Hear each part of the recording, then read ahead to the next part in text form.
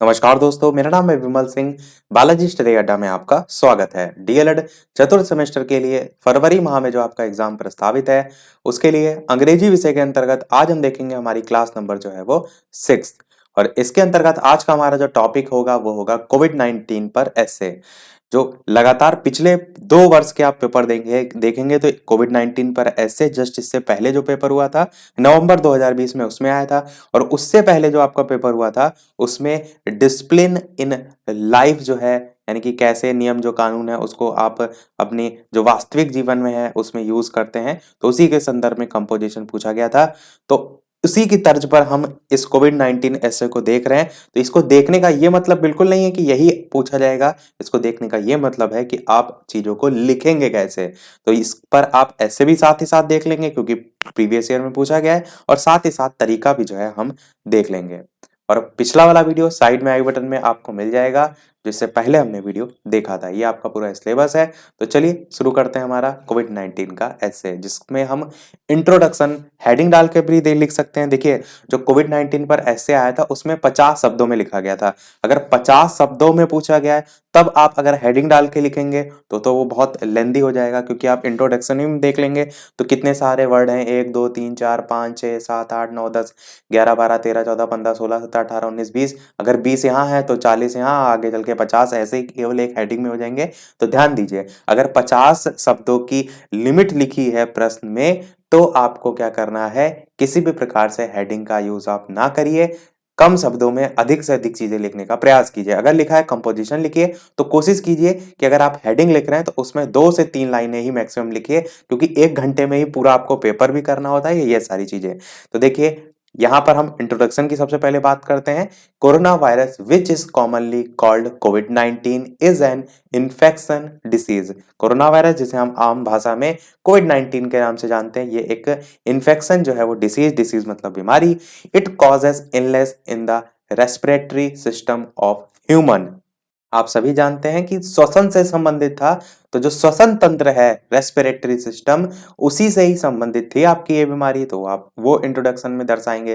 फिर it is a new virus that is impacting the whole world badly as it is spreading through contact from person to person. यानी कि ये जो आपका कोविड-19 है उसकी अगर बात करें तो इसने पूरे विश्व को जो है वो प्रभावित किया पूरी बुरी तरीके से।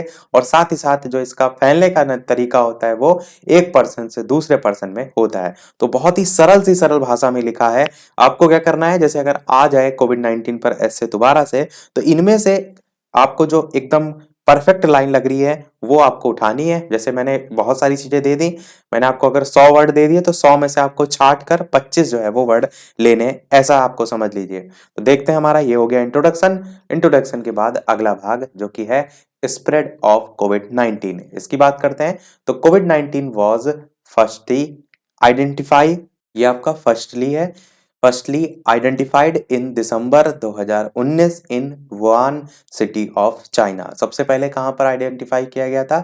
चाइना में तो सभी जानते हैं, उसके साथ साथ वुहान भी लगभग सभी जानते हैं, इतना चर्चा में रहा। ये आप ध्यान रख सकते हैं, दिसंबर 2019। बात करते हैं उसके आगे कि इन मार्च 2020 who declared the covid outbreak a pandemic. Pandemic में क्या कहने का मतलब है, महामारी के रूप में इसे मार्च 2020 में बाद में जो है वो डिक्लेयर्ड कर दिया गया था। स्टार्टिंग में जब इसका पहला केस देखने को मिला था तब थोड़ा नहीं पता था कि इतना भयावह रूप जो है धारण करेगी। तो इसीलिए धीरे धीरे जब उसका रूप बड़ा होने लगा, धीरे धीरे काफी इफेक्ट जो है वो करने लगा, तो इसीलिए मार्च 2020 में इसे कोविड-19 को जो है पेंडेमिक जो है वो घोषित किया गया। आगे कि now it has spread through out the world, और धीरे धीरे पूरे विश्व में जो है ये फैल गया। बात करते हैं आगे कि the virus spreads by the droplets generated from the cough और sneeze of an infected person. आप सभी जानते हैं कि जो कोविड-19 है वो जैसे किसी को खांसी है, जुकाम है, इस टाइप से जो खांसता है, तो उसी के माध्यम से जो ड्रॉपलेट्स हैं वो जनरेट होकर दूसरे पर्सन पर जाते हैं और उससे दूसरा पर्सन इन्फेक्ट होता है। तो यही फैलने का जो माध्यम है वो यहाँ पर बताया गया है। फिर बात की गई है सिम्टम्स की। आप देख रहे हैं ना कि कैसे एक आपका जो एसे है, कंपोजिशन है, उसका रूप चलता है कि पहले हमने इंट्रोडक्शन बात किया, फिर मेन पार्ट बात किया, फिर उसके सिम्टम्स की हम बात कर रहे हैं। सिम्टम्स में बात करते हैं कि कोविड-19 symptoms can be very mild to severe. अब इसका क्या मतलब है? तो सिवेर जो है इसका मतलब होता है गंभीर, यानी कि कुछ ऐसे पर्सन थे जिनमें जो लक्षण थे कोविड-19 के, सिम्टम्स को हम कहते हैं लक्षण, वो बहुत ही ज्यादा गंभीर दिखाई दिए। पर मिल्ड मतलब किसी में बहुत कम दिखाई दिए, किसी में होकर ठीक भी हो गया और किसी में बुरी तरीके से प्रभावित किया। तो वही आपका सिम्टम्स के संदर्भ में लिखा है कि किसी में जो है बहुत, किसी में बहुत गंभीर, यानी किसी में बहुत कम और किसी में बहुत अधिक। आगे है some people have no symptoms, और कुछ लोग ऐसे भी थे, मैंने कहा ना कि कुछ लोग ऐसे भी थे कि जिनको कोरोना होकर ठीक भी हो गया और उन्हें पता भी नहीं चला, तो उनके कोई सिम्टम्स जो है दिखाई ही नहीं दिए। आगे है कि the most common symptoms are fever.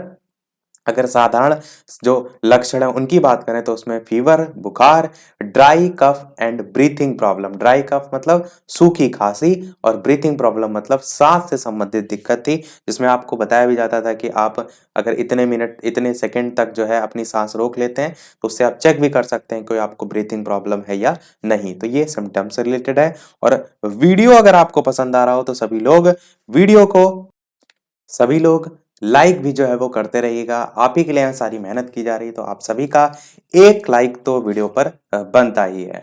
और लोगों के साथ शेयर भी कर दीजिएगा ताकि सभी लोग प्रैक्टिस कर ले जिनको भी चतुर्थ सेमेस्टर की परीक्षा देनी है।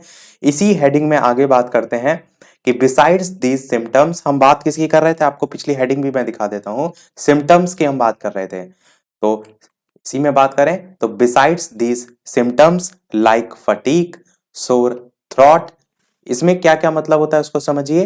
फटीग मतलब होता है थकान। इसमें सिम्टम्स के तौर पर बताया जाता था कि आपको अगर अंदर से जो है वो थकान जो है वो महसूस हो रही है। थ्रॉट मतलब होता है गला, और जो SORE लिखा, शोर करके, इसका मतलब होता है पीड़ादायक या गले में खराश, इसी को भी संदर्भ में आप कह सकते हैं। तो अगर इस टाइप की कोई दिक्कत आ रही तो वो इसके सिम्टम्स में आता था। मसल पेन हो गया, यानी कि आपके शरीर के जोड़ दर्द कर रहे हैं, शरीर दर्द कर रहा है, इस टाइप की चीजें। एंड लॉस ऑफ टेस्ट और स्मेल, यानी कि यदि आपको कोई चीज खा रहे हैं तो उसका स्वाद नहीं आ रहा है, तो उसके संदर्भ में भी आप लिखा है कि can also be seen in the patient of कोविड-19। तो ये सभी सिम्टम्स जो है इसमें देखे जाते हैं। फिर बात करते हैं आगे कंक्लूजन की, जो कि हमारा लास्ट पार्ट है इस एस्से का। Corona virus is one of the most severe issues that are being faced by the people around the world. Severe का मतलब पहले ही मैंने आपको बता दिया था, गंभीर बीमारी के संदर्भ में यूज करते हैं। और आगे लिखा है कि it is necessary that we come out of this situation as soon as possible, कि ऐसा जरूरी है कि हम ये जो सिचुएशन कोविड-19 वाली थी, इस सिचुएशन से जल्द जो है वो बाहर निकलें। और अब एक चीज और ध्यान दीजिएगा आगे देखने से पहले, कि आपकी वैक्सीन जो आ गई है उसके संदर्भ में भी आप इस बिंदुओं में जो है वो मेंशन करेंगे।